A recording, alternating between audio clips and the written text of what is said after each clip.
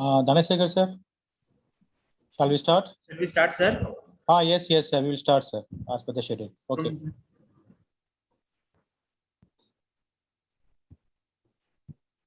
Sir, I'm audible?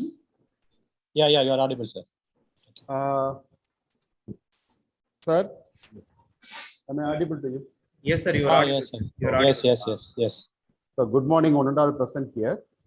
So, I welcome you all for the Day 5 FDP program.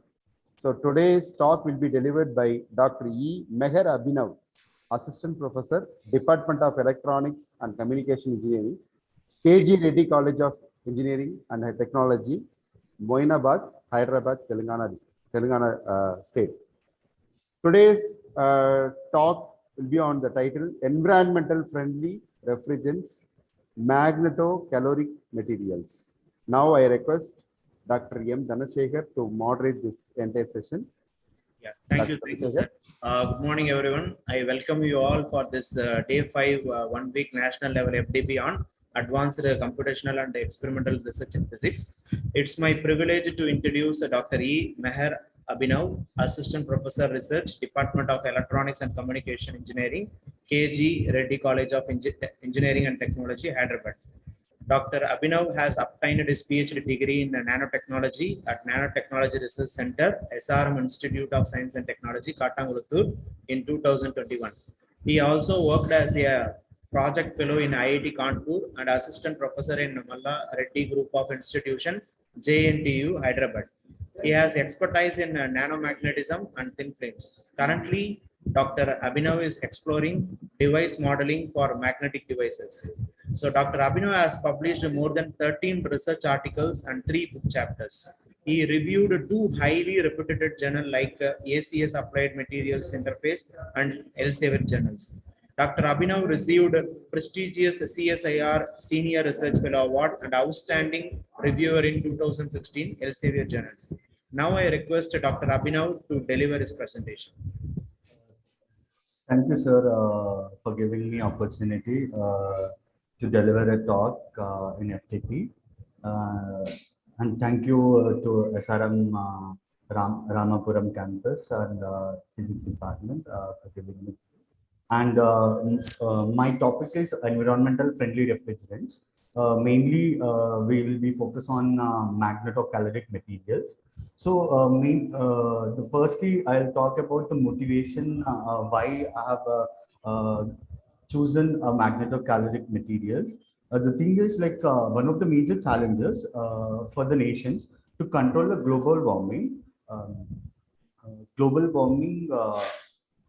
Which is mainly due to the chlorofluorocarbons emitted from the air conditioners and refrigerators. Nearly 20% of carbon emissions are direct impact due to the different types of refrigeration, and 40% with respect to indirect impact.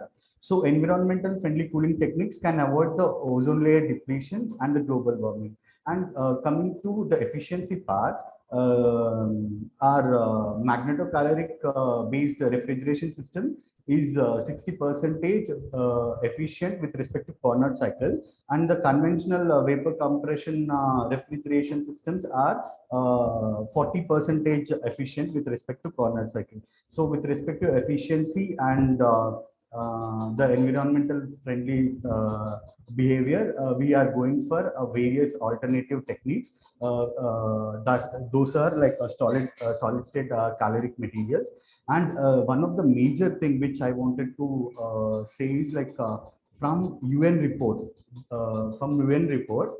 that is around 2019, we have wasted 931 million tons of food. 931 million tons of food produced due to lack of refrigeration. So for that purpose, we need people are focused on various alternative refrigeration techniques. Why? Because in 2050, in year 2050, compared to now, 70% of food production will be increased. So that is one of the major factor. And coming to magnetic refrigeration, it is a cooling technology based on magnetocaloric effect. Has been recognized as an alternative technology for conventional vapor compression technique. And coming to the global market, with respect to magnetic refrigeration, like in 2016, it was 6 billions. And now, if we compare with 2017 to 2024, it has raised nearly like 98.8%. So the market boom is very high with respect to these refrigerants. And coming to the solid state caloric materials.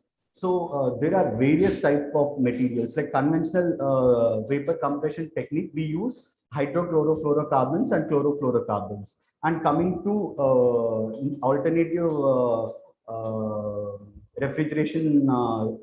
refrigeration. So what we are using is, instead of gases, we are using solid state caloric materials. It might be electrocaloric materials, barocaloric materials, or magnetocaloric materials, elastocaloric materials.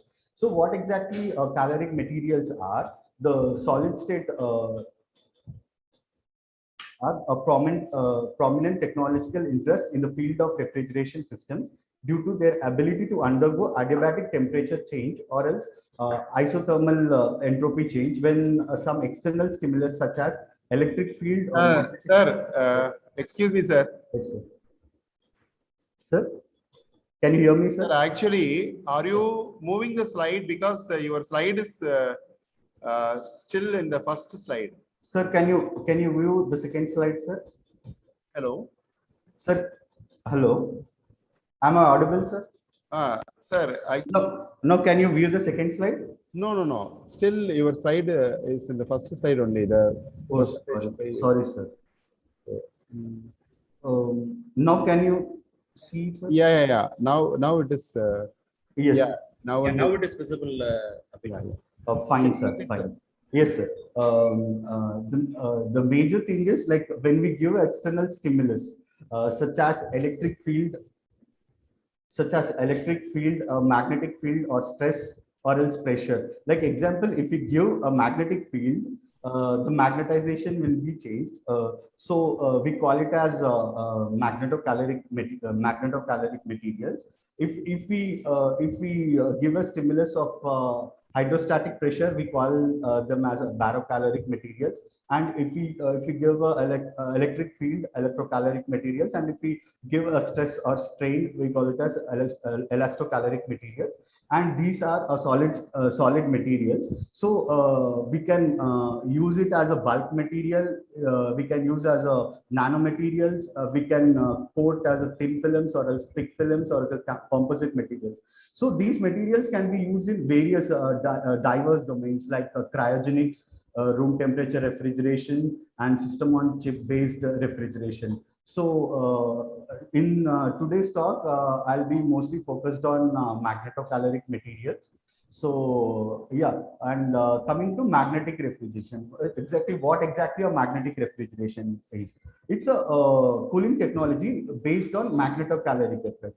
So magnetic caloric effect is nothing but heating or cooling of a magnetic material when the applied magnetic field changes. So when we take a magnetic material, when we give a magnetic field, if the temperature increases, and when we remove a magnetic field, the temperature decreases. So we call it as magnetocaloric effect. And there is one other effect for certain materials. It is nothing but inverse magnetocaloric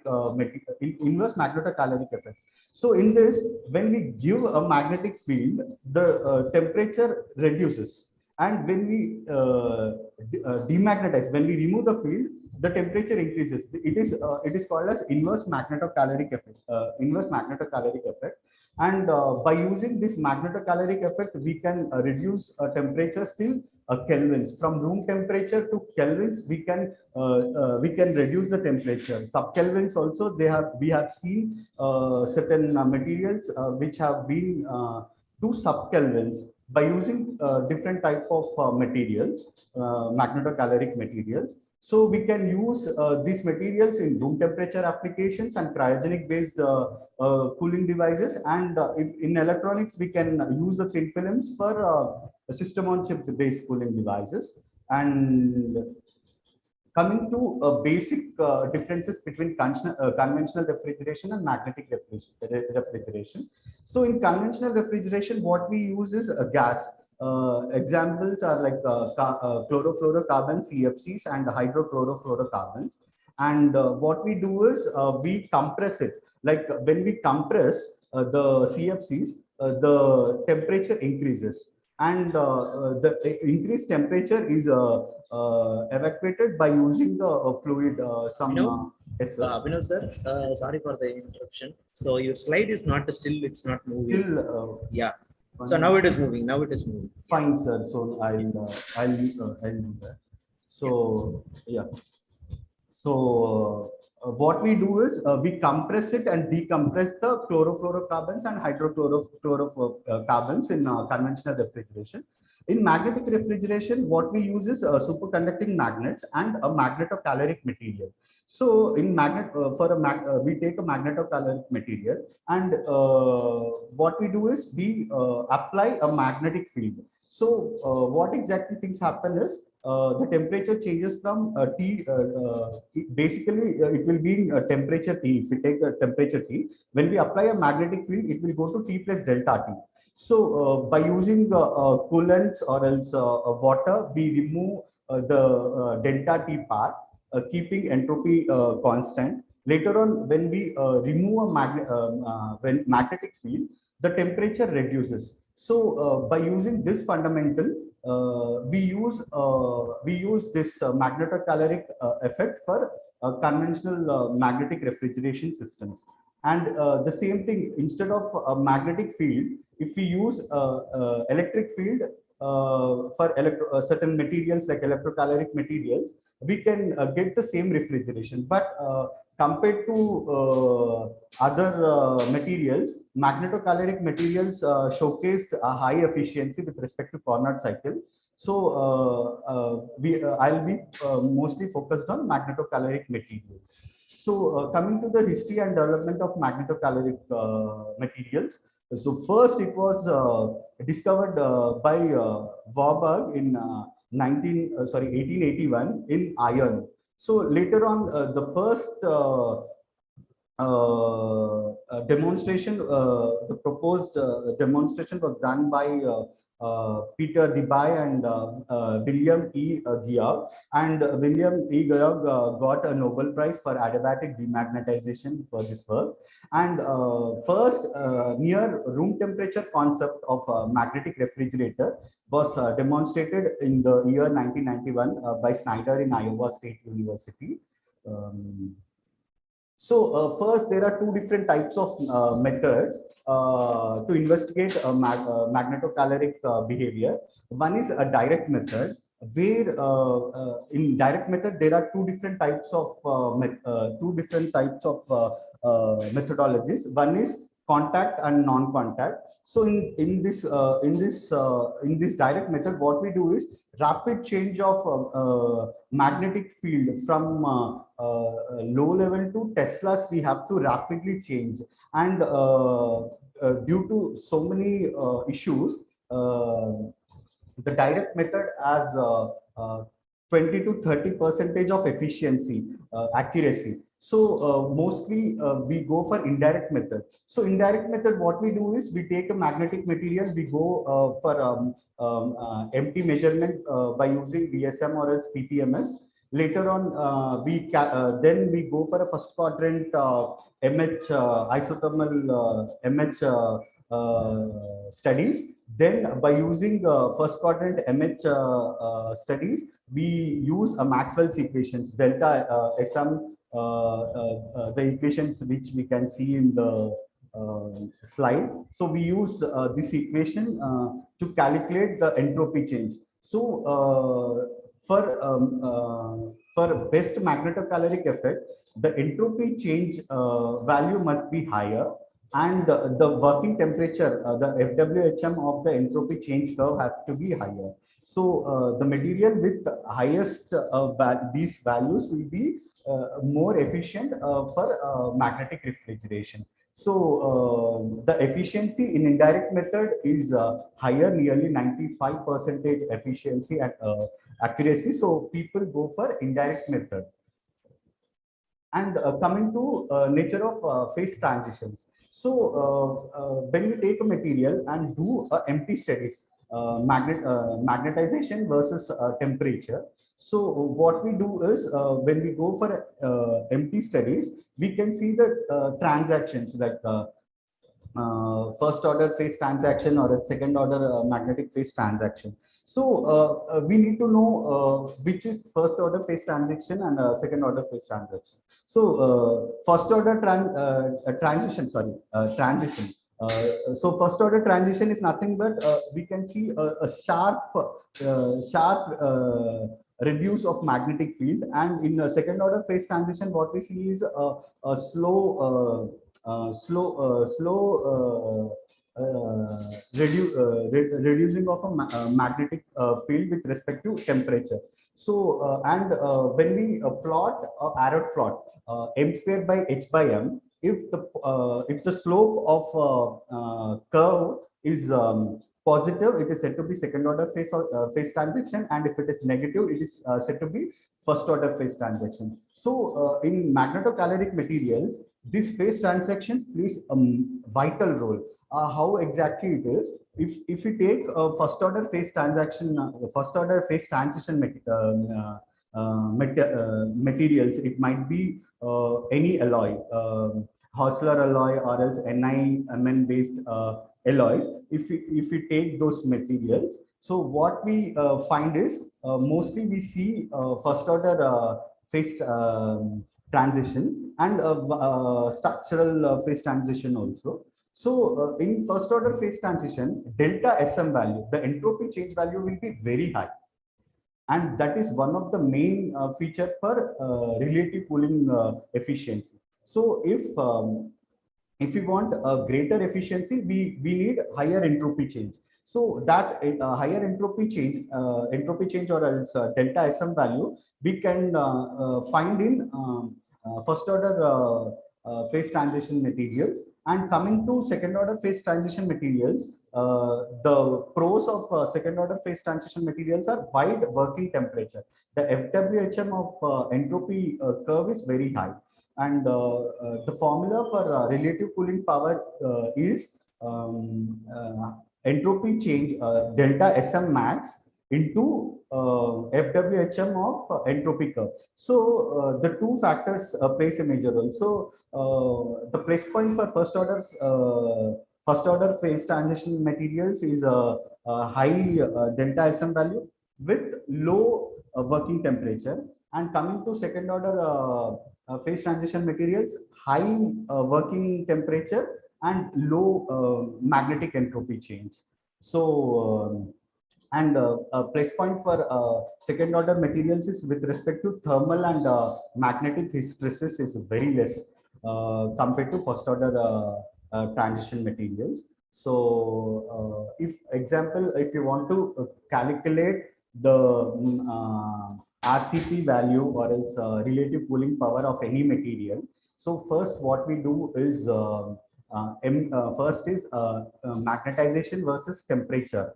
So what we do is first we synthesize a magnetic material, and we analyze this material using PPMS or else like VSM. So first we go for if you see, this is one of the results which I have taken from few papers. So the first diagram is with respect to magnetization versus temperature. So in this we can see like a material with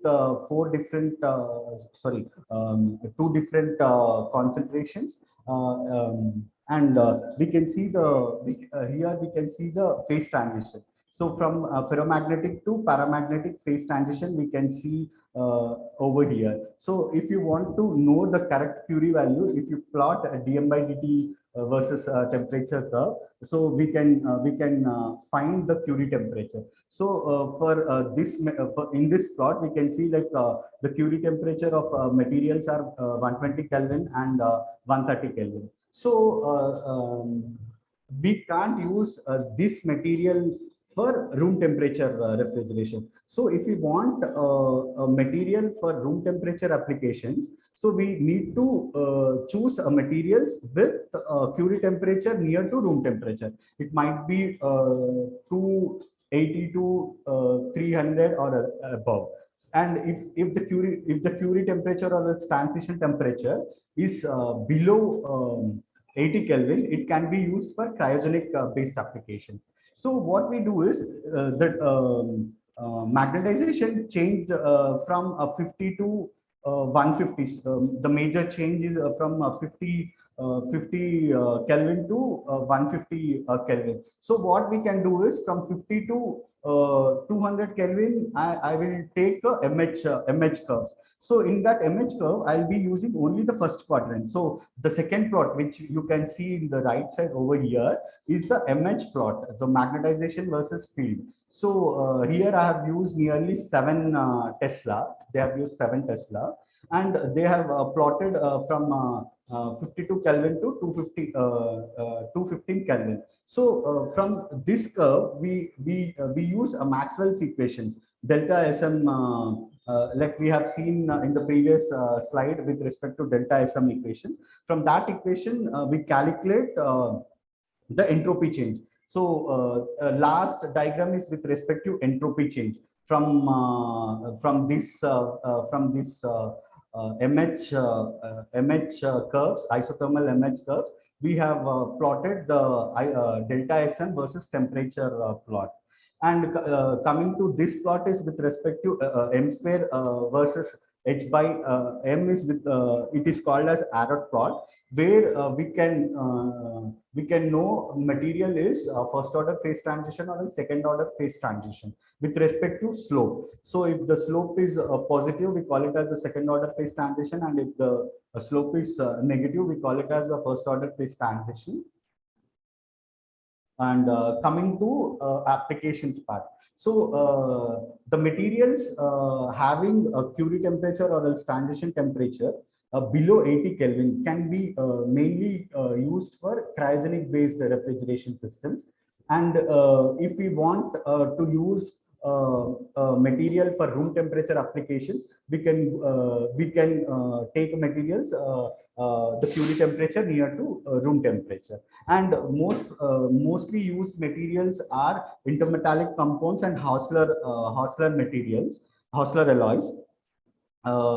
Why people went with those materials are like it has high entropy change values, but the negative part of these alloys are very less working area. So, and FWHM value is very less. So due to very less FWHM value and working temperature range, people shifted to magnetic oxides. Mostly they used perovskite manganites, perovskites materials, most probably like LaMnO3 or else La2NiMnO6 double perovskites, where the Curie temperature is around 278, and the tuning property is also very high. So with respect to doping or else with respect to pressure, we can tune the working temperature range, and we can tune the Curie temperature. So that played a major role for good working temperature, will give more RCP value. So people started using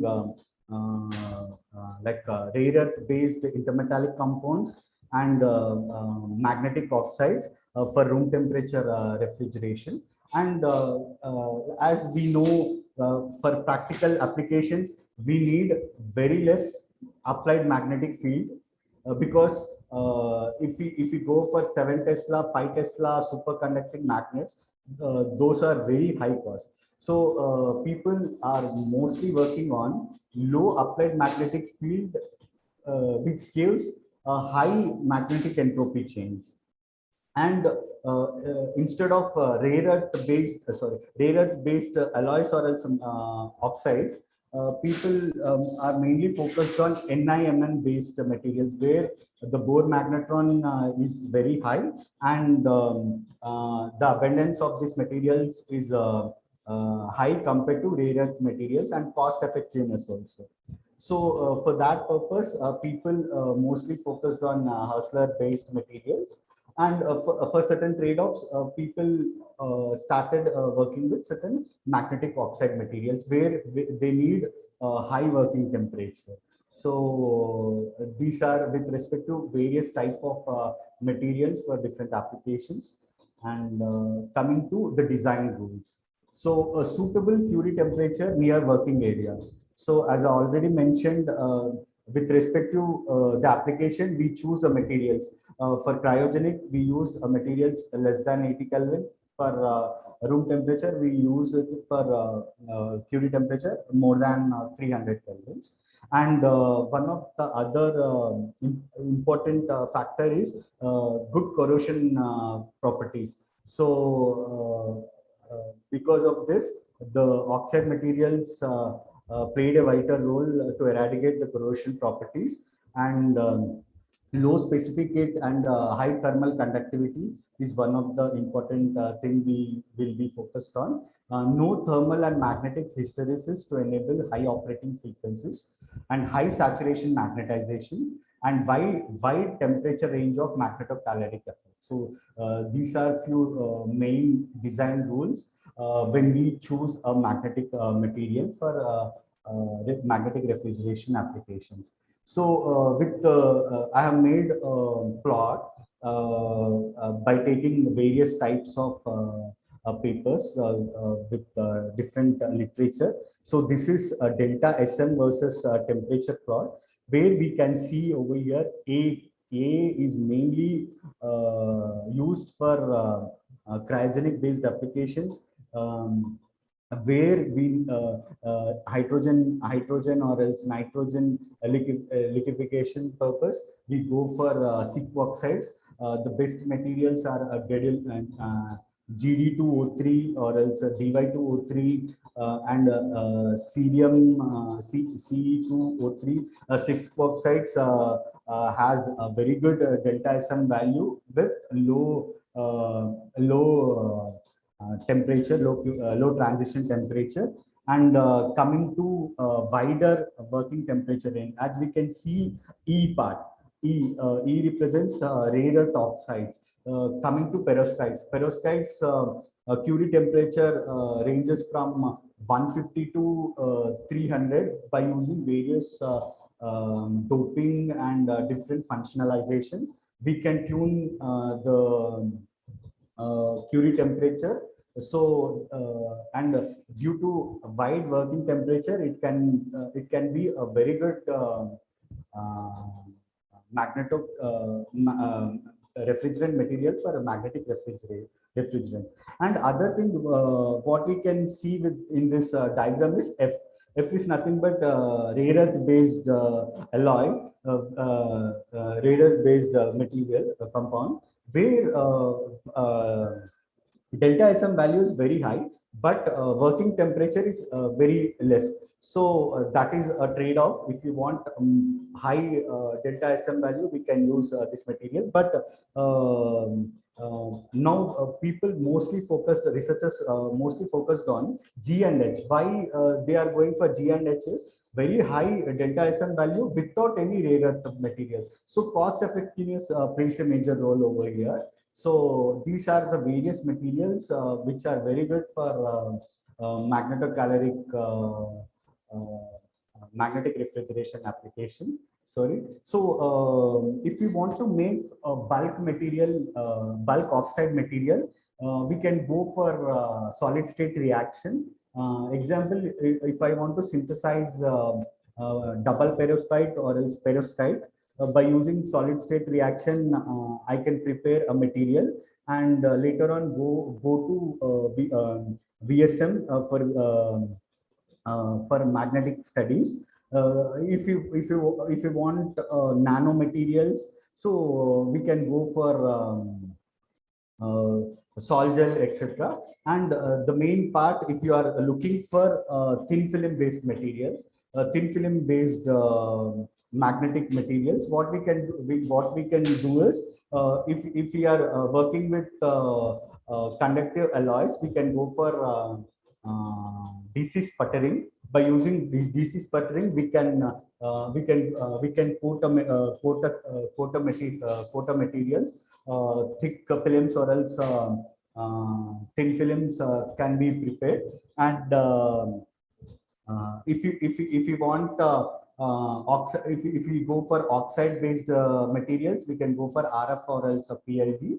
So later on, after coating, after growing the thin films or else thick films, we can go for various studies like XRD, XPS, FESM, VSM. So over here, VSM or else PPMS plays a major role. So as we know, like VSM maximum field is around 3 Tesla to 3 Tesla to 5 Tesla. So for variable temperature.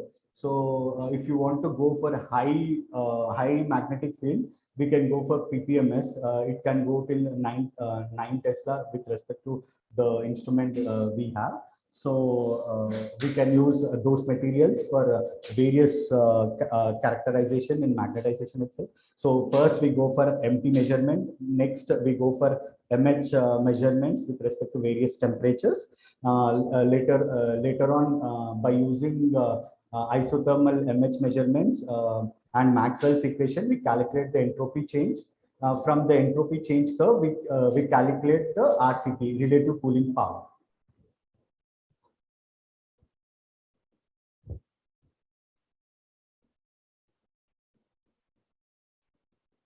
Hello. Yeah. So these are few of my results of previous work. So first two works deals with cryogenic based application, where the maximum entropy change is near 20 Kelvin.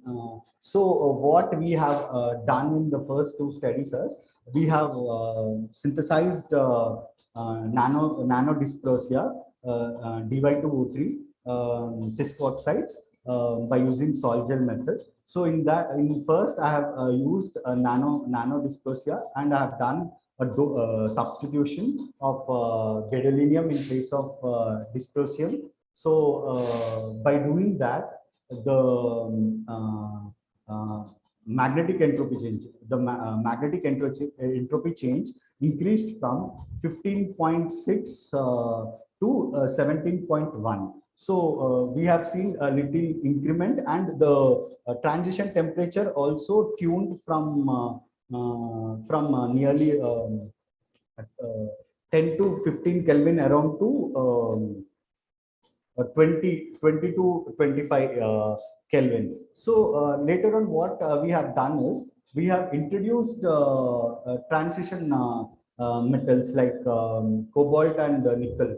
So when we substituted cobalt and nickel in place of dy, what we have observed is increment of delta Sm.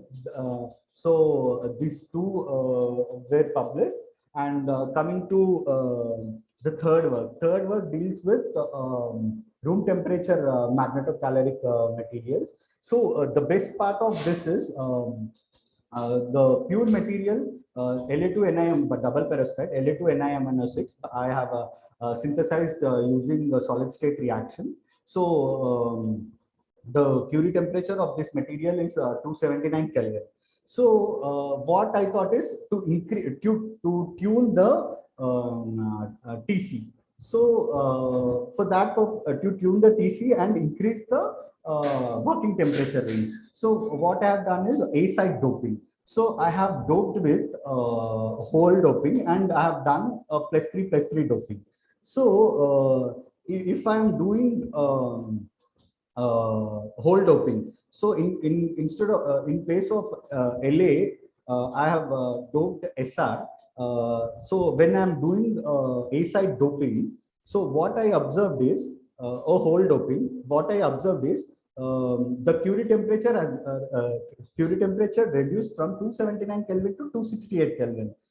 And when I have done +3 doping, LA is +3, GD is +3, SR is +2. So when I've done +3 doping, what I observed is increment of Curie temperature, and even a slight increment of delta SM and RCP value with respect to +3 doping, and a decrement of RCP and working temperature and Curie temperature with respect to SR doping, hole doping. So what by doping we can increase the working temperature from 240 to 290 around by tuning the Curie temperature. So that was a major work we can see over here. And coming to the thin films. So thin films can be used for solid system on chip based cooling devices. So I have used a new technique, electron beam rapid thermal annealing. So 2-inch barium hexaferrite thin film, barium hexaferrite material pellet I have taken, and I have used RF sputtering. By using RF sputtering, I have grown barium hexaferrite thin films. So and I have checked with as deposited samples and ERTA. So as deposited samples showed amorphous nature, and when I've done electron beam rapid thermal annealing on thin films, the grain size of a material, there was a transition from amorphous to crystalline, polycrystalline, and the grain size of magnetic the grain size of particles have been particles have been increased, and magnetization also increased by using ERTA. And the best part of this is we have reduced the hysteresis. So there are so many plus points when we used electron beam rapid thermal annealing on thin films. So the thin film showed it as a second order phase transition, and I have calculated the entropy change, and we can see over here the working temperature is little less. The FWHM values of these curves are less, and the FWHM values of these curves are high. That is because of electron beam rapid thermal annealing. So with respect to this, the RCP value have been increased from 1941 to 3065 millijoules per cc. So that is a very good increment by using the functionalization ERTA.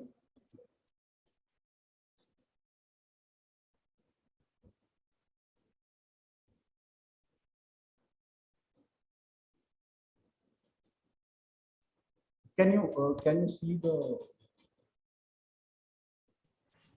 hello? Yeah, it is visible. It is visible. Yeah, it is visible. It is visible, sir. Thank you, sir. Yeah, coming to applications. So this magnetic refrigeration can be used for heat pumps, gas liquefaction, and cryogenic based devices. Even in healthcare, MRI, portable coolers, and cold storage machines, and even in electronic equipment, where we can use thin films in SOC, like system on chip based devices. And if we go for room temperature application, we can use it for basic air conditioners, etc. And the same if we take certain materials, non-toxic materials like gadolinium based oxide materials, which by using the magnetocaloric effect, we can use for magnetic hypothermia, where instead of chemotherapy we can take this material and with respect to magnetic field, we can kill cancer. So even this is one of the booming domain with respect to magnetocaloric materials. So for commercial development, there are few pros and cons with respect to magnetocaloric materials. First, I'll talk about the pros. Viable in various industries and research facilities. So in various domains, we can use this, and environmental friendly because we don't use hydrochlorofluorocarbons and chlorofluorocarbons, which deplete the ozone layer. And we use solid state caloric materials, which are totally eco-friendly. Comparatively low power consumption, and coming to efficiency part. Efficiency is a 60% with respect to Carnot cycle, and low noise, and the main thing is with respect to the cons are the superconducting magnets. The cost of superconducting magnets is high if you go for high magnetic fields, and if you go for alloys, the magnetic hysteresis losses are very high, and those are corrosion easy. Those materials can easily corrode it. So and viability of good working material for various working temperature range is a concern. So particularly there is no material from 300 to material for cooling from 300 Kelvin to 10 Kelvin. So we need to use various types of materials with respect to transition temperature. So that is also one of the major concern to make this material commercialized. So these are a few references, and thank you, sir, for giving me a chance to present. Sir, any queries? Yeah. So thank you, Dr. Abhinav. So it was a very informative talk about magnetocaloric materials and its applications. So now I request participant to interact with Dr. Abhinav. Dear participant, so please interact with Dr. Abhinav. Participant. Hello. If you want to ask any question in the chat box, please post it in the chat box.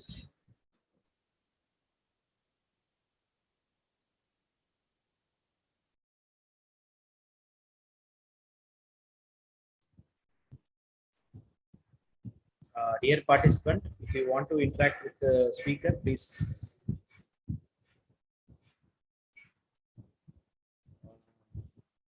Sir, there is one question in the slide 9. Yeah, Naveen Kumar.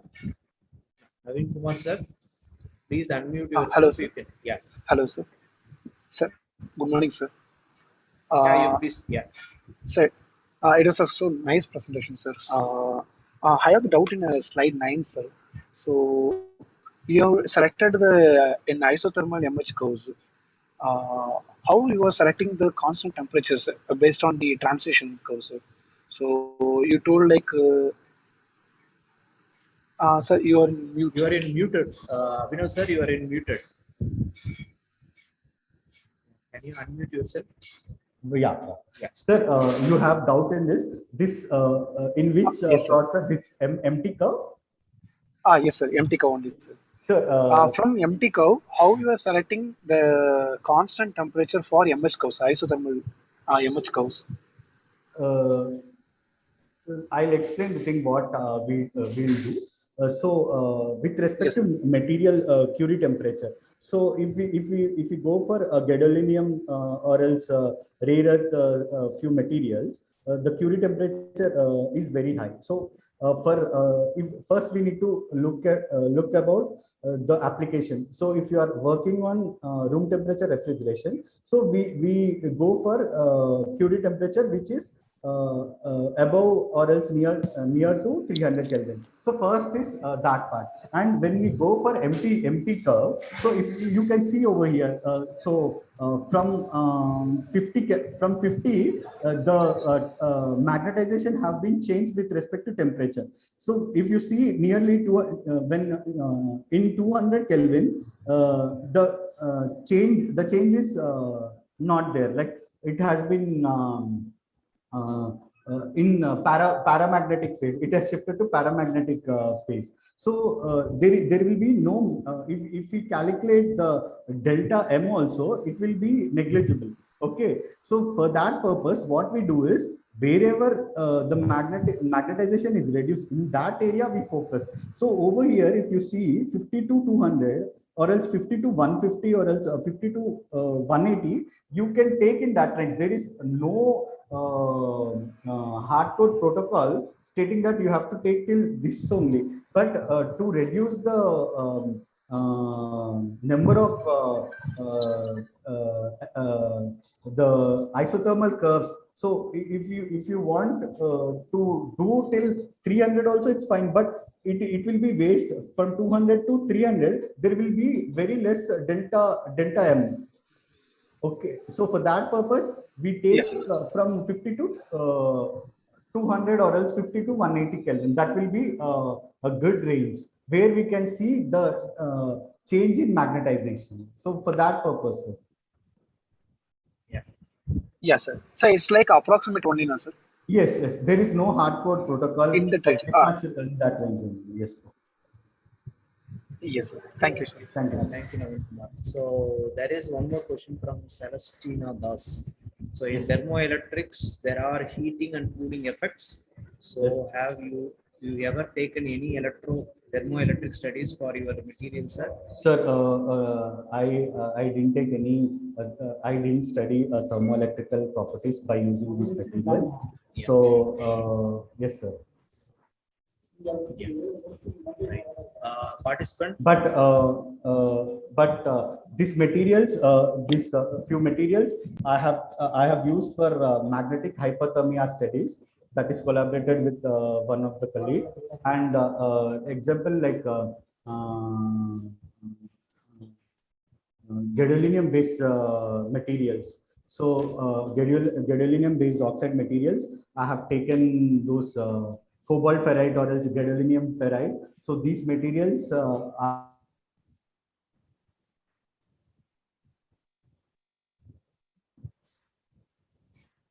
Abhinav, sir. Abhinav, sir. Abhinav, sir.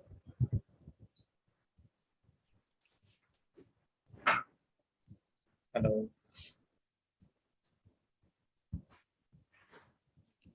I think Dr. Abhinav is having some network issue. Yeah. sir, there is a yes, power cut. Okay. Right. It's a common problem, sir. Yeah. Participant. So if there is no more question, on behalf of all the participants, once again I thank to Dr. Abhinav for his valuable and informative talk. Thank you. Thank you, Dr. Thank you. Abhinav, for your informative and wonderful talk.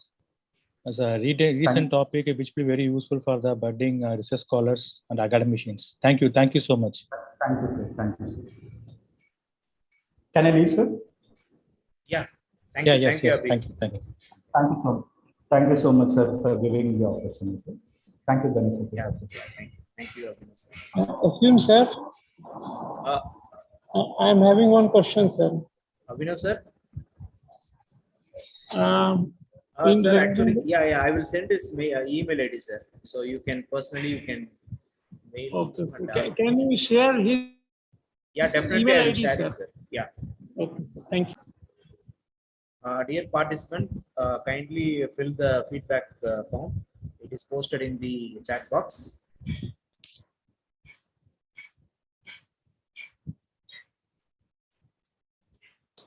Dear participant, the next session will start tomorrow 11 a.m. So please join 10:45 a.m. Thank you. Dear participant, the next session will start